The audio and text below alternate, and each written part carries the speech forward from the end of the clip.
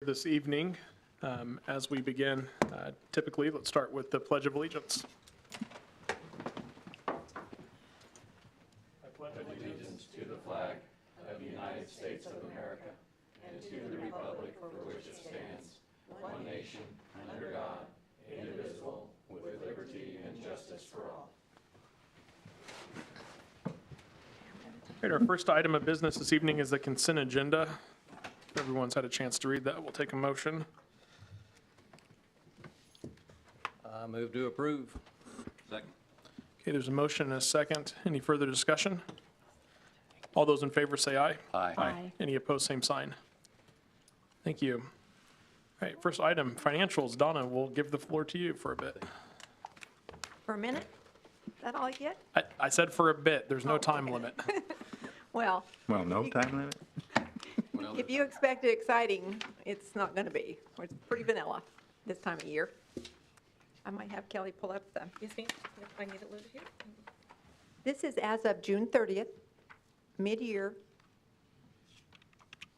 The first thing I'm going to show you is our property tax revenue overall.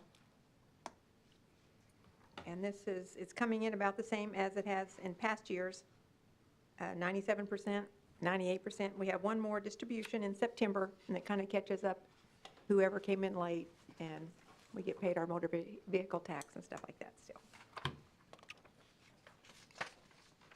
The next slide is our 22 expenditures, and this is entity-wide, and we're at 42%, which is good because we're at half the year, so we're under our 50%. And last year, we were at 41%. So we're staying pretty well on track as we did last year. And you'll see that clear through the whole report. The next slide is our sales tax. And it's coming in at 59 and 60%, the same as it did last year. Our original sales tax is coming about 46,800 over 2021 and about 230,000 over 2020. Our additional tax is coming in at 72 over last year and about 356,874 over 2020. So this has been a plus for us because as we lost our interest revenue, to the tune of almost $500,000, the sales tax kind of filled that gap for us. So it's not extra, it just kind of filled what we needed. So that's been a blessing. Our franchise tax is up about 80,000 from last year and 146,000 from 2020. You remember in 2020, Evergy and everybody just kind of stopped because they thought that they weren't going to sell as much and stuff was going on, so we didn't get near as much that year. We're up to 53% this year of our budget. And then interest on idle funds, you'll see we've received about $36,000 this year compared to $2,200 this time last year. So we're doing better. It's just a slow go. In 2019, we received a total of $594,000 in interest on idle funds. And in 18, it was only $386. So we just kind of got up to the hill and then we crashed down again. The next slide is on our other general fund revenues. Our building permits are about the same as last year. Charges for services are down a little bit. And those are the ambulance, rural fire, engineering services, cemetery services. That's what belongs in charges for services. Court is down a little bit from last year. And then our use of money, which is our interest again. It didn't even show up last year, so we're doing a little better. Other revenue is our Harvey County ambulance and our cemetery lots, and that is up. If you look at the general fund expenditures, we are about where we always are this time of year. 46% of our expenditures, 46 last year, 39 in 2020 when we were really watching what we were doing because of the pandemic. About the same as the years before, so we're just about the same. The general fund summary, you can see a little bit of everything here. Everybody's staying pretty well on track. Information technology is a little bit over the 50%. We have a lot of contracts that we have to pay out for the year, so that gets paid out early. Last year, we were at 63% of revenue. This year, it's 66. So, as I said, it's pretty vanilla. Airport fuel sales are up. They're up $255,000 from 2021 and $295,000 from 2020. Our leases are down about $48,000 from 21, but it's kind of timing, and we also got rid of our Hangar W, if you remember, so that's kind of counted in there. Our expenditures for airport is 56%, and mainly that is because of fuel purchases. The more we sell, the more we have to buy, so that goes up. Airport summary, you can see where we started, where we're at. Last year, sales and rentals were at 49, and now they're at 57%. And last year, commodities and supplies, which is our fuel, was at 58% this time, and now it's at 101. So we're really selling the heck out of that fuel. Next is our water revenue. Wastewater revenue. It's right now at 44% of the budget. Last year was at 45. We're down about $49,000 from last year. Our plant upgrade fee is down about $22,000. It's at 48%. And that just kind of goes with everything. And it's kind of set on for residential, remember, it's set on an average. So this is what people used December, January, and February. So it kind of just carries throughout the whole year. Our expenditures are at 47%, 48 last year, and same for the years prior to that. Our fund summary, you can see, there's a lot of red going on for the net revenues, but hopefully it won't be as bad as the budget shows it. Usually we don't go down that far. We're at about 48% of revenue. Last year was at 49, so we're about the same.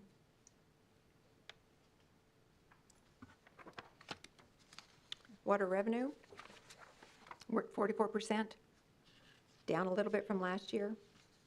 And we had a real wet season, so that is the cause of that, I think. If you go to the expenditures, we're at 41%, where we were 40 last year, about the same. Everything's costing a little bit more. Or depending on what it is, it's a lot of bit more. A lot of it. Now, if you guys have any questions, just stop me. The fund summary shows about 44% of total revenue in, and that's about exactly where we were last year at this time. Sanitation revenue, we're at 50%. We have the same budget as we did last year, and we're right where we were last year, so it's going good. Sanitation fund expenses are at 46%, the same as last year. Remember, we quit recycling in May, so we really only have a couple months of what that might do to our budget as far as the tonnage that we're taking to the landfill. So we haven't seen that yet. On the fund summary, we're exactly at 50% of revenue, and that's where we were this time last year.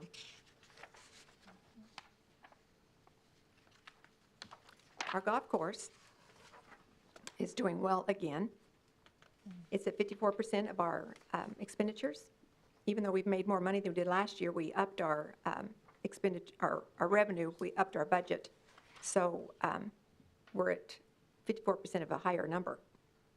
And I did hear them say in July that we hit the record number, highest earnings to date ever for the month of July. So that is good.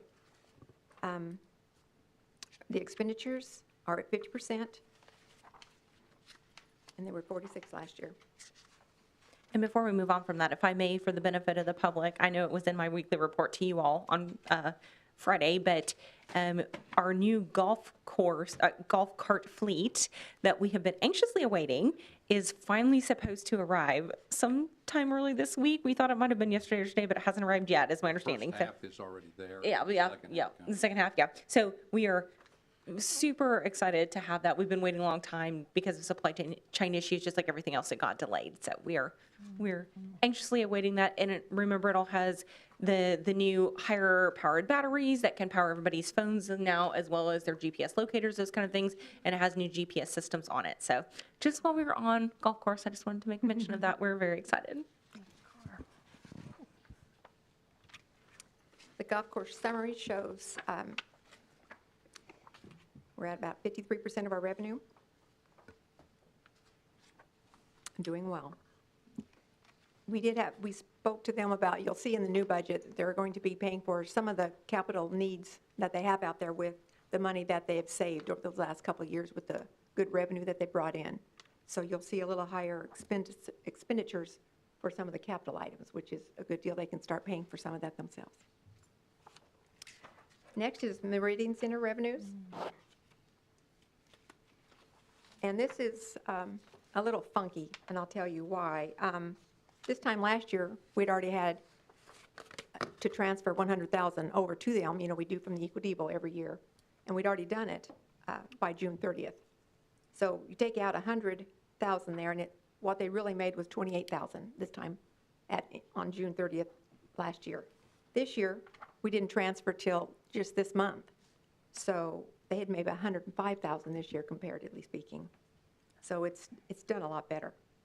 And I was talking to Michael, and he said, as of right now, with all the bookings he has, he's brought in more money right now, if he quit, than he did the whole of last year. So it is looking up. It's been a tough 2 years for them at the Meridian Center. And his expenses are at about 30%, 36%, right in line with 2020 and 2019. So hopefully we're getting back to normal there.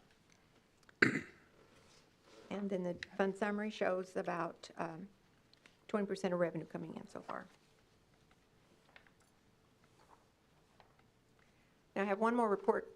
This time we're going to tell you a little bit about Convention and Visitors Fund, the CVB, because this is the one we've talked about with the guest tax issue, where after 21 days, you don't have to pay that anymore. 28 days, I'm sorry. Yes, ma'am. And we've had our first report coming in, and it does show signs of being an issue in the future. Right now, we're at 64% of revenue, which isn't bad, 40% of expenditures. But I've had Rebecca put together a couple charts, and it'll show it what's happening now. For instance, the Holiday Inn first quarter, they brought in $44,000. Second quarter, they brought in $36,000. And then this quarter, they brought in $4,000. So that's the difference. And that's the long-term stays. Yeah. Yeah.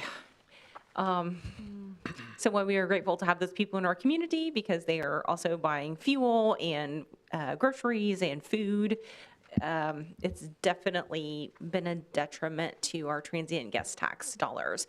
And a reminder, one of the reasons first quarter looked a little bit better, in my opinion, recall we had one hotel that was several years behind in their taxes, and they have been paying to catch up. So this is actually So we don't know a little worse than it actually looks. Yeah, yeah, because they're still behind. They're So still behind. They're still paying. They're still paying. So remember, this takes into account what they're still paying to catch up for the several years they were in arrears. Rebecca, did you want to? Yeah, just again, on those quarters, just to keep in mind when you're looking at them, that when we get paid for January's, it's really the year previous. That's why in this chart, you'll notice I put the months in. So that third quarter payment that we just received is really a better indication of what we're seeing right now in the market. And that total of, what is that, $66,000, it's a substantial drop from the previous payment that we'd received of $82,000. So you're seeing that decline, and that's more of that real-time stays. It's just that we takes them a while to actually pay in the taxes and then turn it around to us. So this is just by year, so you're able to see that there is some traditional ebb and flows, but this is a significant continual decrease that will likely be projecting into the future. And obviously, we haven't found a way to chip away at that and claw some of that back into the future, have we? No, sir. I think you had one more slide. Did you want to? Yeah, sure. So this is just to give you a different total look at that total revenue. And you can see in 2020 where we had the pandemic and it really affected revenues, but you can also see where we're already looking at our revenues for 2022. Again, we are still getting those back taxes paid, so that we're having a substantial larger amount coming in than we're actually collecting to date. So kind of wanted to start a trend line so that we can look forward in our next quarters to be able to predict and budget.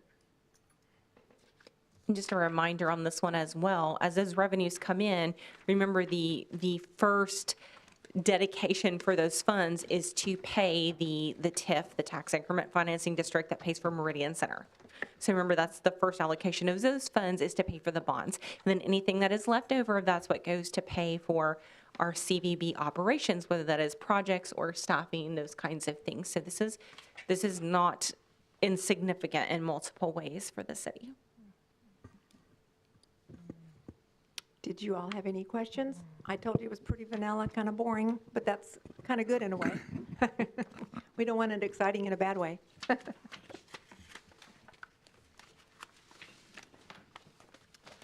Thank you, Donna, for that. All right, our next item of business is item number 5, to consider approval of a not-to-exceed budget for publication and establish the date and time for the 2023 budget meeting. And Donna, you're going to do this as well. This is just what the old rule is. This is our usual budget hearing. We'll also have the R&R hearing at the same time. This is set for August 23rd at 7 o'clock right here. And what you're doing tonight is setting our do not exceed expenditures, because this will be printed in the paper, and that is what you guys have to have the public hearing on. So after tonight, it will not be changed again. And the total expenditures are 57,130, 252. I have a question. Okay. I'd like to throw this out. Maybe this isn't the right time, but I'd like to give one more shot at it. Is there any way that you can possibly find even 5 or 10,000 that we could still give to the senior center, if that's possible?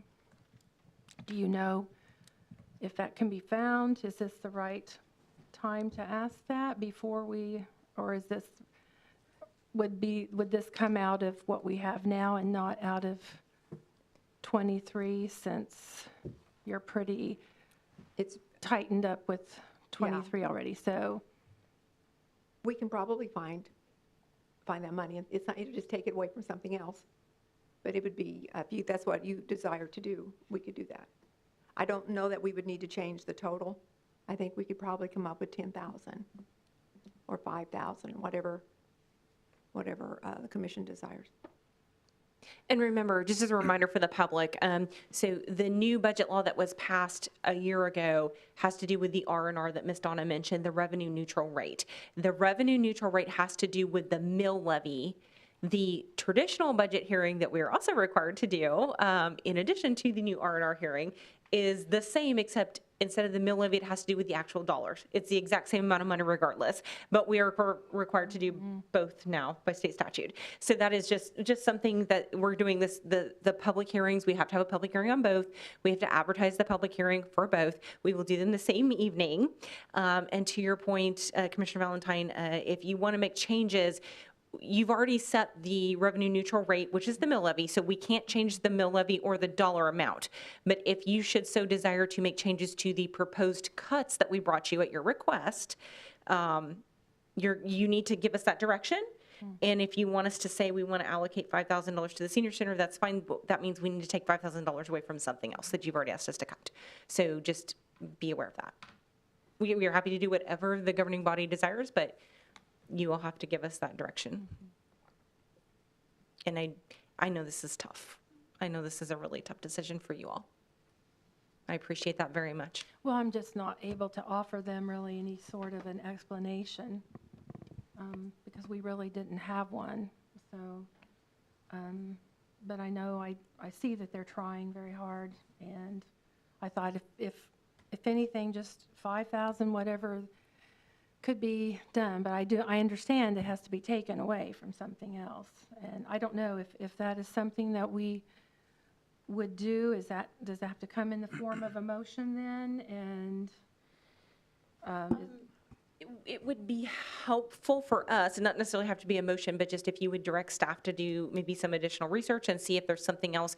Because if you all want us to hold the line, as you've requested, and not make changes to other essential services, then we're going to have to make a change to either an essential service for I don't mean to sound disparaging, but that's a non-essential service that we are not required by law to do.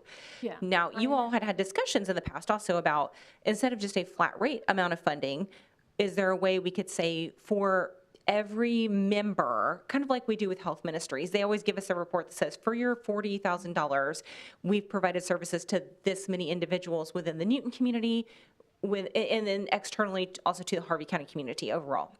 And we looked at that and said, okay, well, if we extrapolate that in the same manner, is there a way that you guys would be willing to consider, let's say, if they have, I'm sorry, this is example numbers, I don't have them, I have not spoken with the senior center staff in a few months now, but, like if they had 100 members, do we fund 100 members at $100 a year versus just saying a flat rate of $5, $10, $20, $30, $50,000, whatever?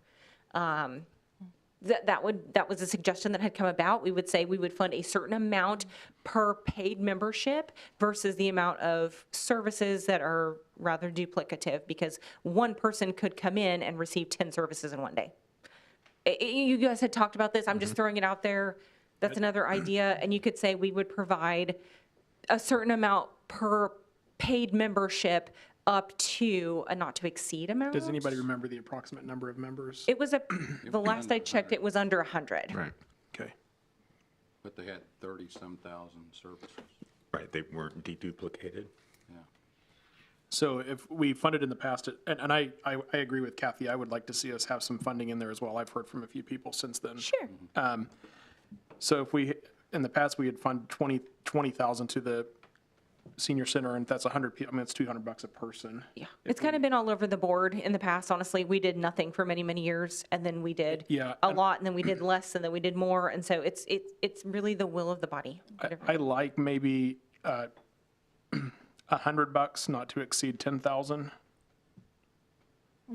That's more than what you asked, but I still think it's a service that I understand it's not essential, but I still think it's something that a lot of our citizens do Sure. take advantage of. Absolutely. Or a lot, I should say that there's a handful that do. I would hope that that will improve in the future, but. well, their last monthly potlucks, they've been, and I don't have an actual count, but last night it was roughly 40, and the month before somewhere around 30 to 40, which is bigger than what we used to experience when we first moved here, and then didn't go for a long time because those potlucks fell on commission nights. So I think, yeah. they're doing well. And I think pre-COVID, they were moving in the right direction, maybe not as fast as I would hope they were, but I thought they were. And COVID was really the nail in the coffin for a lot of organizations, to which we have felt that in my own personal life. So, So if I may make a suggestion. If you would direct staff to set the not to exceed budget to the dollar figure, which would match the revenue neutral rate, the mill levy that you all set at the last meeting. So it's going to be the same amount of money. And then if you would direct staff to work on some suggestions or find a way to include that additional not to exceed $10,000 for the senior center funding, would that be acceptable? so we don't need to make a motion to do that if we're. No, not for that particular thing, but if you would, the motion would be the not to exceed rate that would be exactly the same as what you set for the revenue neutral rate, the R&R. Again, revenue neutral rate has to do with the mill levy, which is a formula. The actual budget hearing has to do with the actual amount of money. But it's the exact same money when you figure the formula. Yeah, I saw that one. Okay. I still feel like our mill levy we're increasing it too much in one swipe, but, so, I mean, I'll be voting no on it, but that's. Well, and just recall, this is the ceiling, like not to exceed. I know you know that. I understand Just that. a reminder for but the public. The comment earlier was that if we set it at this, then we can't change it once it's published. This is expenditures. Yeah, this is expenditures. This is the This is not ceiling. the You can, revenue. you can always go down. This is revenues. Like, this is just the not to exceed number. This is how much we're expending, You said once it was published, though, it couldn't be changed. the expenditures. We can't spend more than what we have on. Yeah, we can't spend more. We can bring it We down. can spend less. Okay, We can't I spend more. misunderstood. Does that make Okay. sense? Yes, So I'm it sorry does. for the Thank you. confusion. That's part of the issue with this is like, Yeah, it's, okay. it's confusing because the mill levy rate, the R&R, is a formula, but it comes out to the same dollar figure that we have to publish for the actual, Okay, I same amount of understand. money Yeah. for the formula. This is the not to exceed. Yeah, okay. Is that helpful, sir? Yes, it is. I thought these numbers were in stone. Once they were published, they can come down, though. No, we have to have Okay. a public hearing before Okay. we can set. Well, any and that's, kind I of was confused on mill that, so, levy. okay, thank you. That helps. That's why I was trying to. Yeah, well, we did it one way my first year, and then it got switched the second year. so Yeah, we're all confused too, so. Thank you. But what I need from you is a motion to set the public hearing for August 23rd at 7 PM with a not-to-exceed amount of $57,130,252. I so move. Okay, there's a motion, a second, or there's a motion, I'm sorry. Second. There's a second, okay, motion and a second. Any further discussion? All those in favor say aye. Aye. Any opposed, same sign. Thank you. And direction for city staff on, or on. We will work on senior that and center. we will get back to you. Thank you very much. You don't need that formally. No, nope. okay. Just a head nod from everybody is good enough and we'll work on it. Thank you. All right, item number 5, consider a request for city assistance for picnic tables, trash containers, and snow fencing for the Blues, Brews, and Barbeque event on September 24th of 2022. Denise. Yes, and I think you summed it up right there. They have sent in their application. You have that in the packet, and they are just asking for assistance with tables, and they're going to be using the band shell area again. Staff has looked at this and are okay with, there aren't any problems among staff with this. I would move we approve their request for assistance for the Blues Brews and Barbecue. I second that. Okay, there's a motion and a second. Any further discussion? All those in favor say aye. Aye. Any opposed, same sign. Thank you. All right, item number 7 is to consider a temporary alcohol permit for Blues, Brews, and Barbecue at Athletic Park. Yes. Same day. That is to say, in conjunction with the Blues Brews and Barbecue, they are wanting to have a, sell alcohol at that point on Saturday from 3 p.m. to 11 p.m. at the athletic park, and they have filled all the paperwork out, and it does meet the requirements. I move we approve the temporary alcohol permit for Blues, Brews, and Barbecue. Second. Okay, there's a motion and a second. Any further discussion? All those in favor say aye. Aye. Any opposed, same sign. Thank you. Or cheers. We will accept cheers in lieu of aye. Okay, item number 8 is to consider extending the city's lease agreement with RAW Group LLC for property located at 225 South Meridian. Suzanne or Matt? Yes, Commissioners, in August of 2014, the city entered into a lease with RAW Group for the property that we are utilizing for park maintenance at 225 South Meridian. The agreement was amended in March of 2020, and that extension, the term ends December 31st of 2022. However, as you recall, we entered into agreement with the Department of Transportation for a different park facility that happens to be the facility that the Department of Transportation is using on East 12th Street. They're building a new facility, but it's not going to be completed, and they will not be moved out until May of 2023. It's going to take us a couple months to get it ready to go. And so we need to let RAW Group know that we want to extend our current lease, and they are not willing to do anything less than a year, so we need to extend it for a year. We have a letter that's in the packet that is basically stating that, and it is set up for the mayor to sign. This would be a $3,100 per month lease rate for the facility. We really don't have another option at this point in time, and we are recommending that we move forward with this so that we have a spot for our park maintenance staff to be until we have the new building available. We would ask that you approve the mayor signing the attached letter and then any documents that come following in order for us to get the lease extended. Do you have any questions? Thank you. And this extension, as a reminder, was available as part of the original lease agreement. We are just executing that option to extend. Okay. I would make the motion that we approve the extension to the lease. I second that. Okay. There's a motion and a second. Any further discussion? All those in favor say aye. Aye. Any opposed, same sign. Thank you. All right, item number 9 is for Planning Commission business to receive the recommendation of the Planning Commission for the final plat for Hope Home Edition. Suzanne. Yes, Commissioners, we have a few different items from the Planning Commission. The first being a final plat, New Hope Edition. It is over on Meridian and just north of Sharps Drive. There's a map that shows this on the screen. At the August Planning Commission meeting, the Planning Commission unanimously approved the final plat.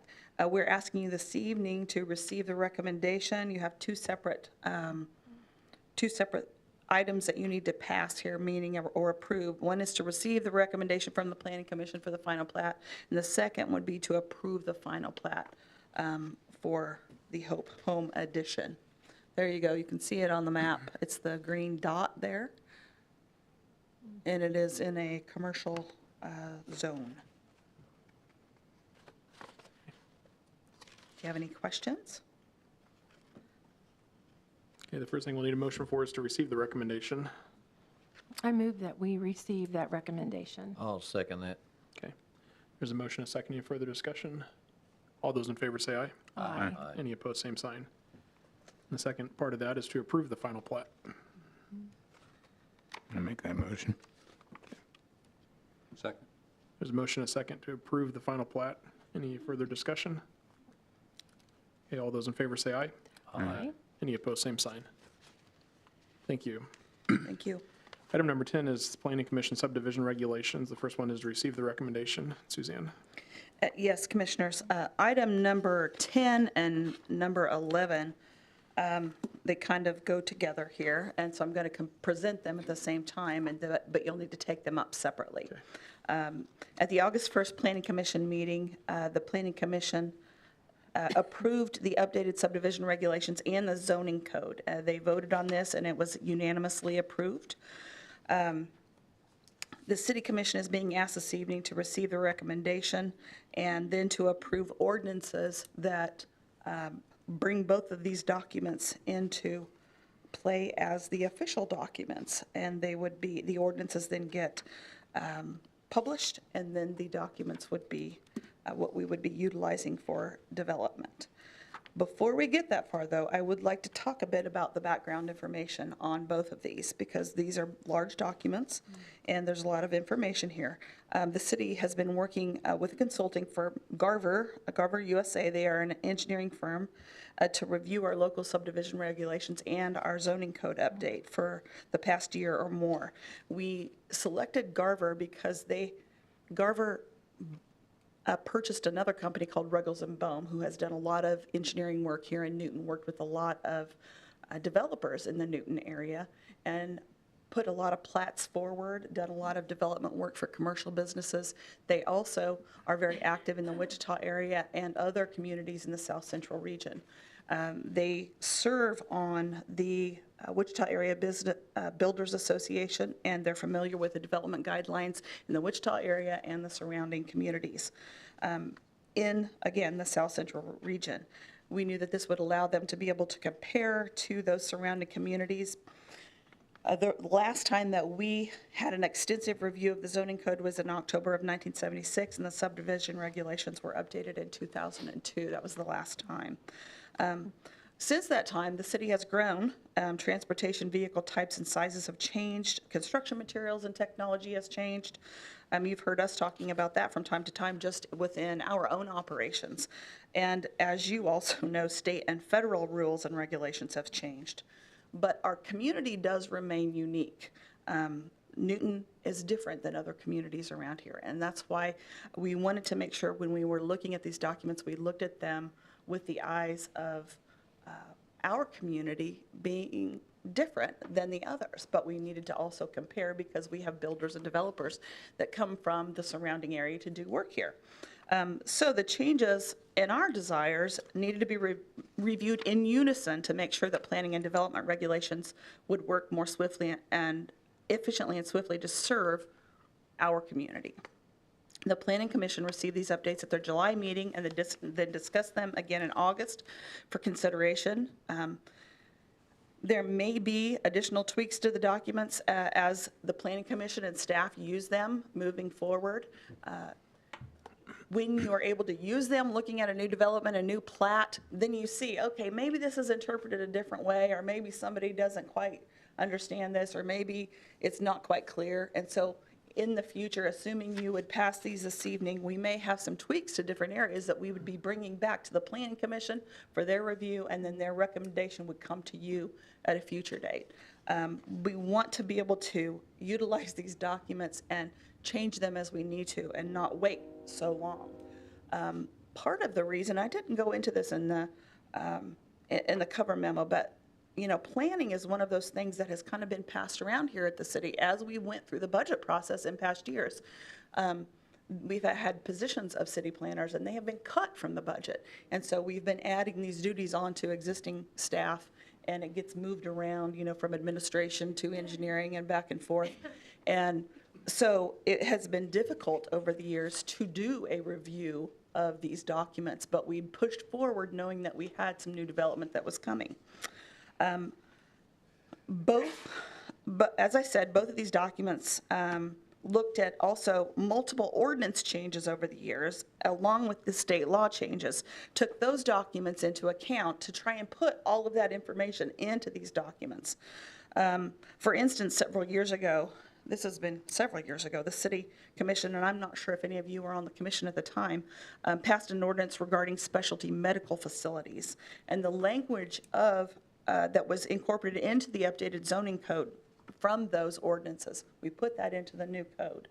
Because you have all these different things sitting out here, and as staff, when you're trying to work with somebody that's getting ready to develop something in this community, there's too many things to be looking at and change, and so we want to make sure it's all in these documents.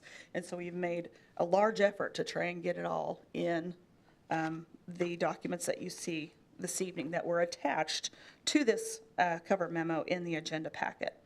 Also, several of the tables in the documents were difficult to read and interpret, and clarity was added so that anyone that was reading the document would be able to understand the rules. Other changes and updates. I mentioned several of these, and I have a list here. I know that you all look through your packet. I'm not going to read through every one of these. If you have specific questions, I'm happy to answer those. One thing that I would call your attention to in the zoning code district changes. In the past, Newton was a community that had a lot of mobile home manufacturing facilities. That was kind of a historical thing for Newton. They grew up here in Newton, and then that changed over time, and we have a few mobile home districts that remain. Those mobile home subdivision districts was removed as an option for future development in the code, but all the current mobile home districts remain.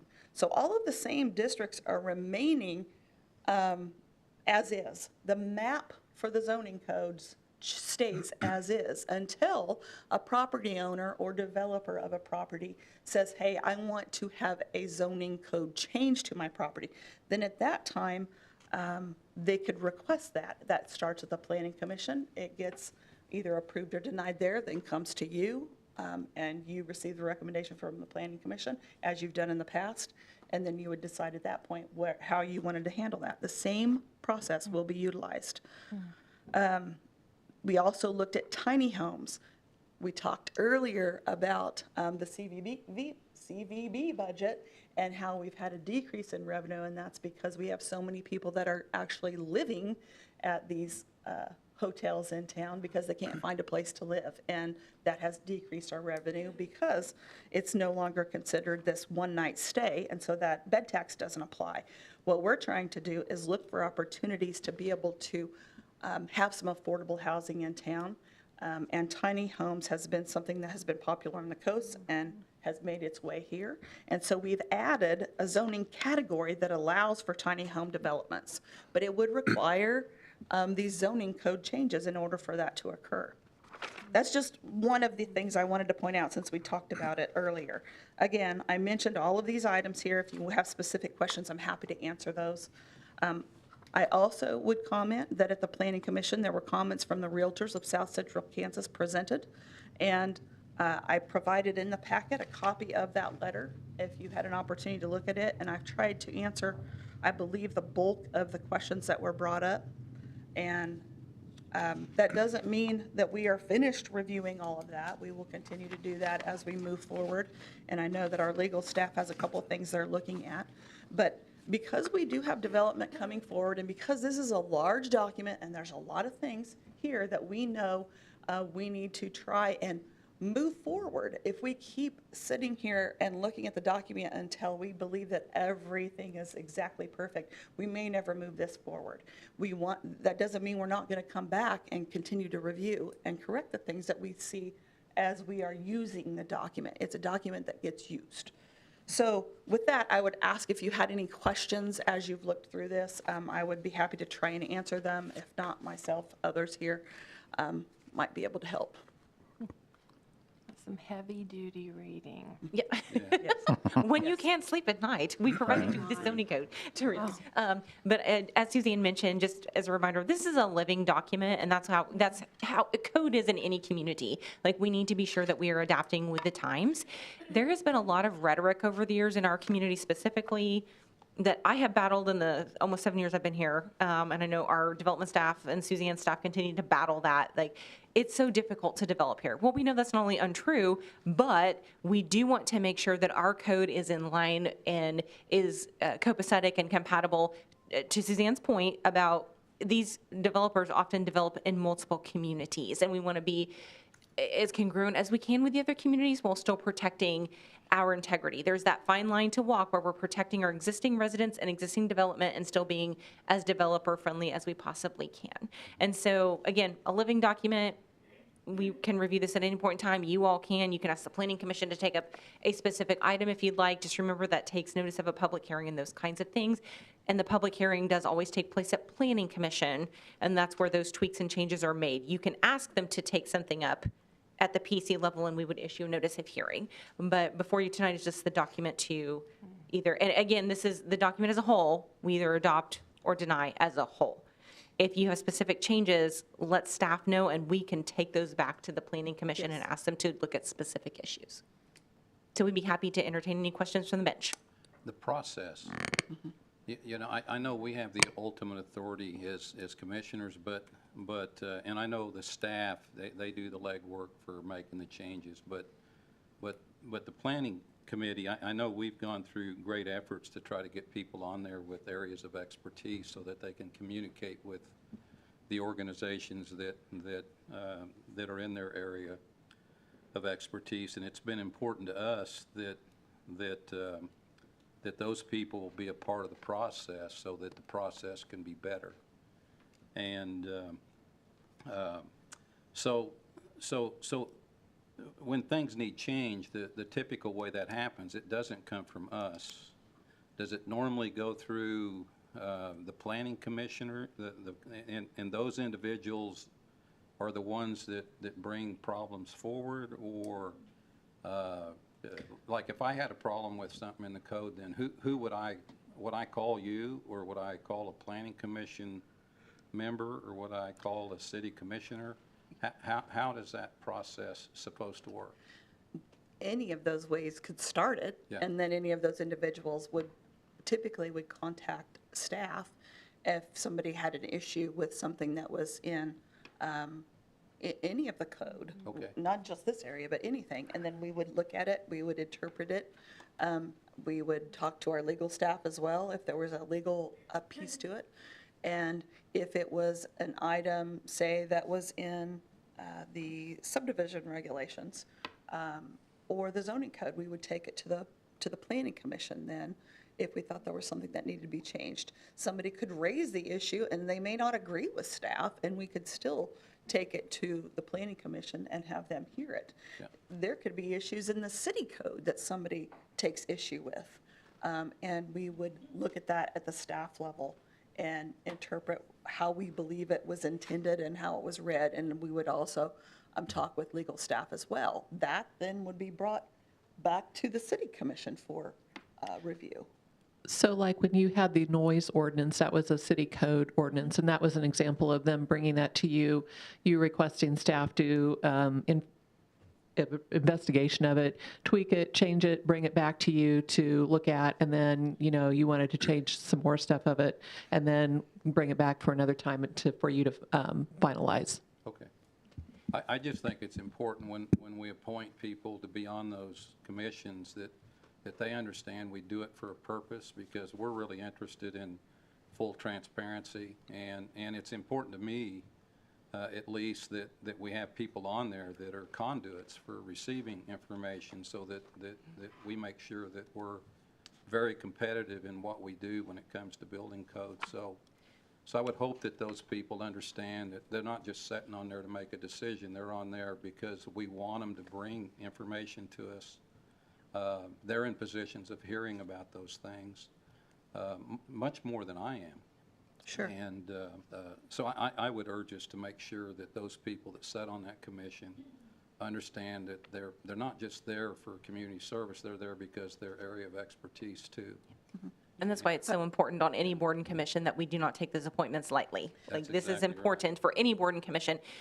Denise gave an example of the city code. I can give you an example. You may recall, I think maybe Meier and Commissioner Stinnett may not have been on at the time, but another example of needing to update our code was Cottonwood Crossing. When it was constructed in 2016, the developer came to us and said, hey, I operate and have constructed multiple multifamily housing units in the past in their communities, and right now the city's code says I need 2 parking spaces for a 1-bedroom apartment.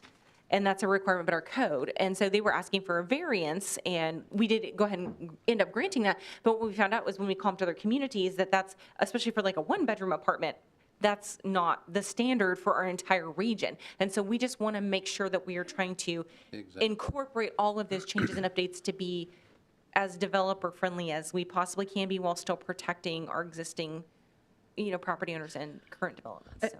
And that's a good example too. We've received comments like that over the years. So, these haven't been changed for a while, and we have collected all of this information and all of these comments, and what we tried to do was take a step towards that. Yeah. You don't want the pendulum to swing too far. We want to see how's this going to work, so we took a step, and we looked at, say, parking requirements, and so we tried to lessen them in this document, and the parking requirements for a new development. And we also have a variance process, and we have an appeals process. If whoever is wanting to develop disagrees with the interpretation that staff takes, they can go through that process as well. Which also goes to the planning commission. Yeah. So. I went to that meeting, and there was 2 other things that they would like for the commission to suggest to them, and one of them was giving a survey out, maybe not with every time, but at least making one available so they can make comments on the process, so the process can be better. And then it's obvious, it's important, that we make sure this is a living document. So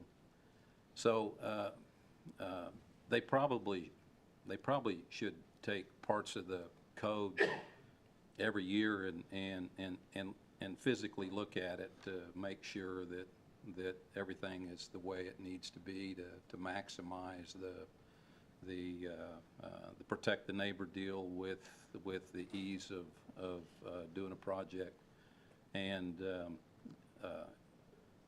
make sure that the code really is a living document, and that changes are made when they need to be made. It'd be hard to review the whole thing, every year, but certainly they could chop it up maybe in parts. And Sure. And there's probably parts that are more apt to need change than others, just by nature of volume of code permits that are being applied for. So I just wanted to throw that out there. Yes. Yep. And we do the same statutorily. We do the same for the city's comprehensive plan, Re-Newton. The Planning Commission has a statutory obligation to review it at least once a year. Matt, is that correct? Yeah, at least once a year. Sometimes we do it more often, especially if we start getting questions or comments or specific areas of concern. The Planning Commission takes those items up, and then we amend the plan annually, which again comes back to you all for final approval. I think it's also appropriate to be said concerning all of this is that, you know, we have through the years, up until just recently, had a perception, whether it's real or not, that maybe it was more difficult to develop here. And so as we go through this process, I think this can combat on several levels that, look, we are wanting to be as development friendly as we can possibly be in this community. And this right here is one of the processes we're doing to refresh and renew that as we go, so that we welcome one and all builders and developers to come on in. And if you do have comments, here's the process. Absolutely. Yep. Well, if you have more questions for us, we're happy to answer. Otherwise, we would need you to take this up as four technically separate actions. You would need to receive the recommendation from Planning Commission on both subdivision and zoning, and then there would need to be an ordinance that Ms. Denise, could you give you number 4 for each, please? I move that we receive the recommendation of the Planning Commission regarding the updates. I second that. Okay, there's a motion, a second. Any further discussion? All those in favor say aye. Aye. Any opposed, same sign. And Denise, an ordinance, that motion carries. An ordinance number? Sure. For the subdivision regulations, it would be 5088-22. I move we approve 5088-22. I'll second. There's a motion, a second. Any further discussion? All those in favor say aye. Aye. Any opposed, same sign. Thank you. Item number 11, the first one is receive the recommendation of the Planning Commission regarding updates to the zoning regulations. I move that we receive the Thank you. recommendations. I'll second. There's a motion and a second to receive that. Any further discussion? All those in favor say aye. Aye. Any opposed, same sign. Thank you. And the last item on there is an ordinance number for that. Yes, 5089-22. I move to approve 5089-22. Second. Okay. There's a motion and a second. Any further discussion? All those in favor say aye. Aye. Any opposed, same sign. Thank you. And thank you, Suzanne, and whoever that company was said 15 minutes Yeah, ago, 20 Garver. minutes ago for your Garver, work. yeah. So as I looked through it and just read through it, I want to just point out there's a really interesting chart in the very back of it about trees. So There Do it you is. wanna An look through interesting it? chart about many things. There's a Yes. lot. of and the cool bird, I charts mean in there. the lights. You can go through and look at the pictures. Yeah. So I don't want to say that's what There I are did, no but- purple lights authorized. That's true. All right, well, that brings us to Citizens Forum, and Lori, you're signed up for it, so come up and state your name and address, and we'll give you the floor for 2 minutes. Lori Hardkey, 707 West 6th Street, Newton. Okay, I understand that August 23rd will be the budget forum, but I ask that you would let me comment on the proposed possible mill levy raise of 8 mills. I'm talking now because from past experience, I have found that by the time you hold the public forum on the budget, you have already decided what you're going to do. So all the people who speak, in my mind, are just wasting their time because you've made your decision. And I wonder if the public discussion could be held earlier when you are still discussing the budget, so that speakers will not be insulted by a prepared speech telling us how you feel our pain. Everyone has had to tighten their belts with the economy the way it is, and you guys are probably working on doing that also, but maybe more could be done. As some of you know, I used to attend the budget meetings when they were held before a commission meeting. I am unable to attend in the mornings, and I don't use computers, so I can't see them that way. So I'm not aware of what is discussed regarding the budget. Excuse me.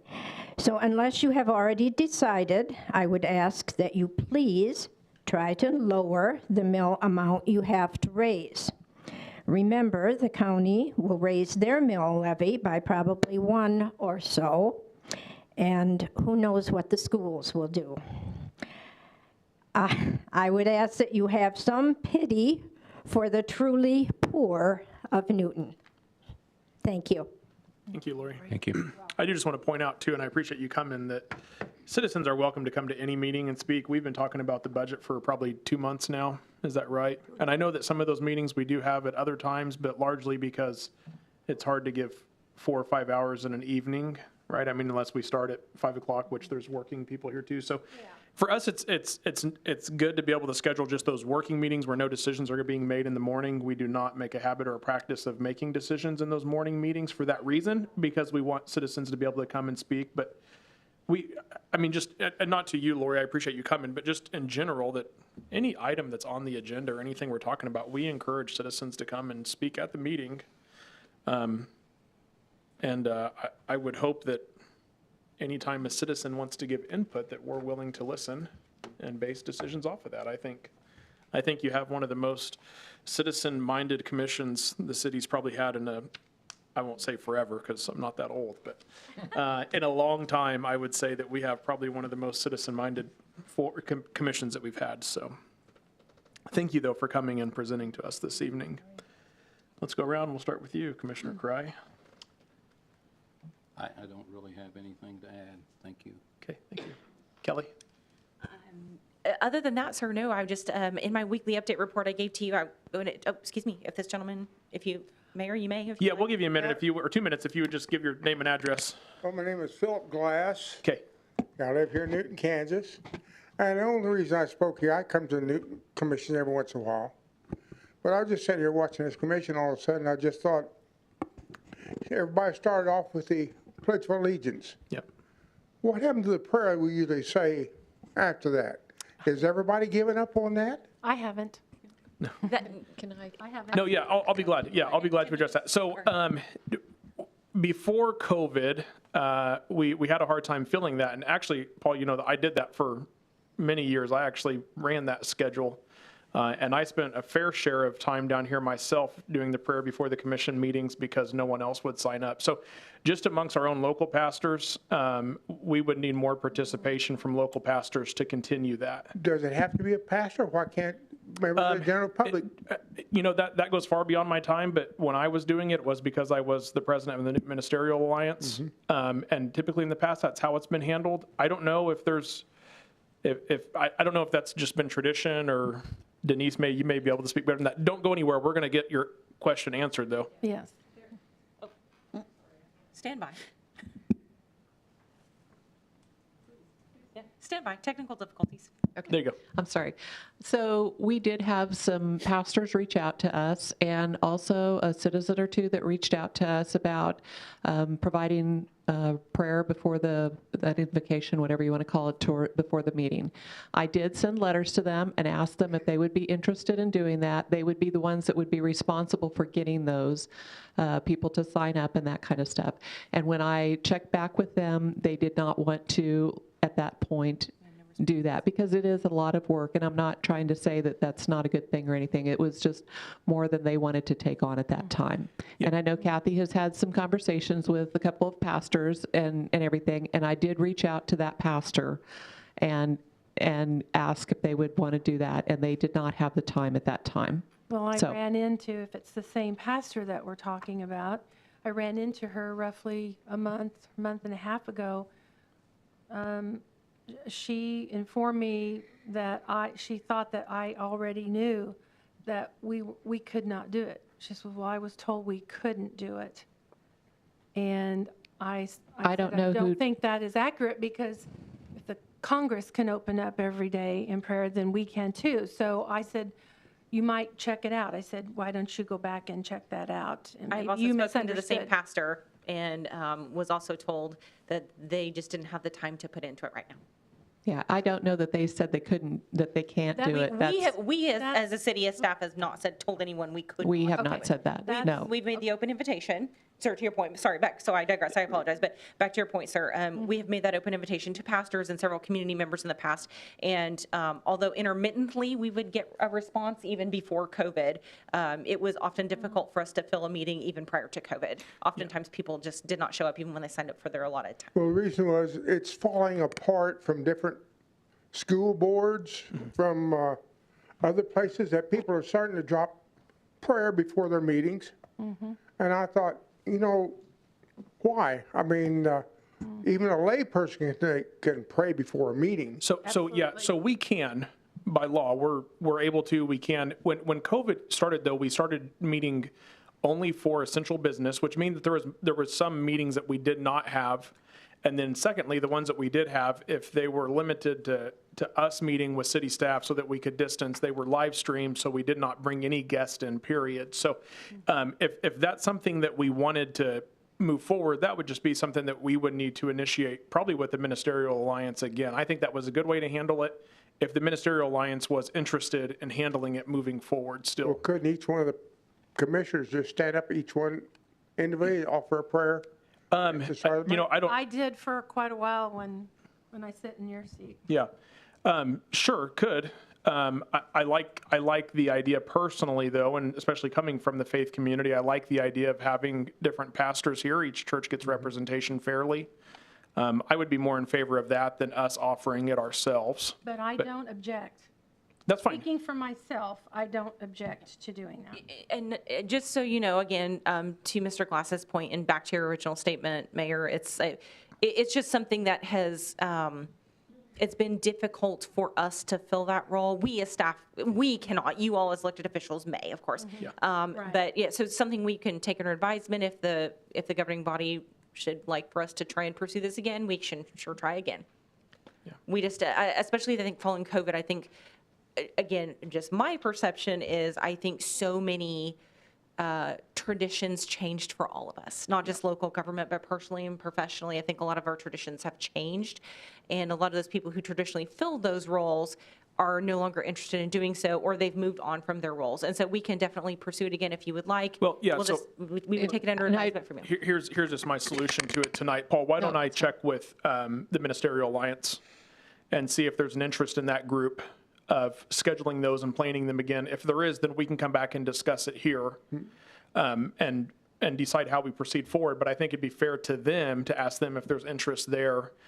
We have less pastors than we did maybe 4 years ago when that was really going. So I know that personally, but I just want to point that out. But I'm happy to check. I'm going to say it doesn't have to take one pastor all the time. I mean, individual pastors like once a month. I would love, we had at one time, we had about 30 pastors here in town, and I would have loved for each one of them to take one and then some to take two. But, there was about 4 that came on a regular basis that was willing. And that created quite a burden for a lot of our pastors. We see it in the governments and everything else. And I just hate the fact that we're leaving prayer out of Newton's leaving prayer out and stuff like that. We'll check with the Ministerial Alliance and see if they would like to proceed. They had it last. I think we need to allow them a chance to speak into the process and then move forward. That's fine. Is that fair? That's fine. But Okay. I just noticed that. That's all. Thank you. Thank you. You're absolutely right. I know that each one of the commissioners here have some faith in their own life, so I know that, there's not an immediate objection, but I think it'd be fair to talk to them first and see, since we left it with them to begin with, let's go baback to them maybe. Okay.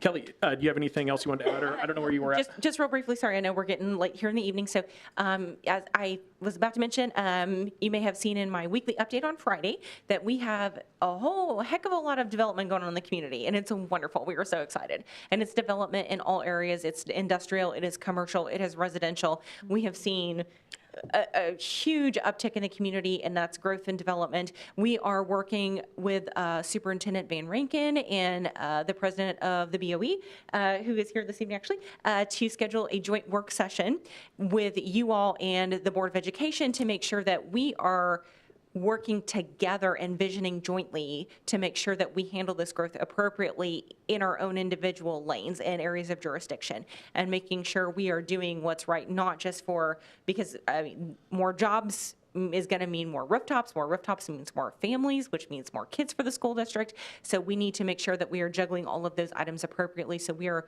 working to schedule that joint work session, and I would encourage anybody who's interested, we post those updates online, and you are welcome to look at our news section and take a peek anytime. We post them every Friday afternoon. Thank you. Matt, do you have anything? Nothing for me. Thank you. Suzanne? No, sir. Donna? No, thank you. Okay, Commissioner Valentine. Well, first of all, thanks to our chiefs for representing our law enforcement, our first responders. Appreciate it. Staff, thank you for all that you've done, Donna, on the numbers, just all of the teamwork that is represented here. And then I wanted to say I got to attend the American Legion monthly community family meal tonight, and I'm not going to get his position right, but he's with the Sheriff's Department, Robert Guest. He was speaking on the friendly fire incident in Saudi Arabia in 1991. Wow. I didn't get to stay for the whole video, but that was awesome. And I'd like to hear more about it, but that was just to see the turnout, not just the veterans, but, community, in honor of our veterans and this gentleman that spoke. So really enjoyed it. And the Senior Center did a really great job last night with a filled room potluck. And this is kind of a trend that they are seeing now. So I applaud them for the work that they're doing. Lynn Beth is her name. She's taken over and she's doing a very good job. I know there are many that are pleased with her. So anyway, hats off to all of that. Thank you. Commissioner Sennett? I just wanted to say it's really cool seeing some of the great news coming out of both fire and PD, the training that you guys are doing with your counterparts down in Wichita, Sedgwick County, and the Air Force and everything. It's really good to see some new people coming on board. I enjoy seeing those new faces and everything. I had one drop by the house the other day. He kind of startled us. Whoa. Well, you get the Ring doorbell now, and it shows a police officer on the door, and then you look at it and you go, wait a minute, he's talking in the driveway. What's going on? So that's kind of cool. Technology meeting and everything. Kiddos are going to be out on the streets, getting ready to go back to school. Please be careful. Watch out for them. I live on a street that I kind of wish had a sidewalk to get them out of the street and everything. And I think Kiwanis is doing something with the school supplies. So Pack the Bus. Pack the Bus is out in Saturday in the Walmart parking lot. So if you need some school supplies, you might go out there and get some help. So that's it. Thank you. Vice Mayor Kane? Nothing. All right. I got two quick things. First one, people continue to talk about the pool. I know that recently it was recognized or awarded. I don't know if that was since our last meeting. I think it was. But at church this weekend, actually, somebody asked me, or they wanted to acknowledge the fact that they had been to the pool and that it had seemed packed. And then one of the girls at our church is a lifeguard, and she said that it had been busier than seasons past. So that was very good to hear, and people seem to love the pool. Yeah, I think it was attendance is up over 40%. Wow. Excellent. Initially, yeah. We had that rainy period that kind of, I think, skewed numbers a little bit. Well, that's, just wanted to acknowledge that. I think it's very cool. And the second thing, to echo Commissioner Sennett, school is starting. This morning there was a community breakfast for new teachers. That was fun to go to and be a part of that. I don't really know what role I went as, but I went as a new teacher and as a mayor. But I wish I could have introduced you. Commissioner Kane, or Commissioner Cry, represented the city very well there. And so, but it was neat. I mean, there was estimation of people, 200? Oh, yeah. Probably there, and community members and new teachers to the district. And a very nice breakfast was given by the Meridian Center. And just again, what a wonderful place and the food they prepare. So, Well, thank you. We are proud to be a sponsor. yes. Yeah. And the host. Okay, well, everyone have a good evening and a safe drive home. Meeting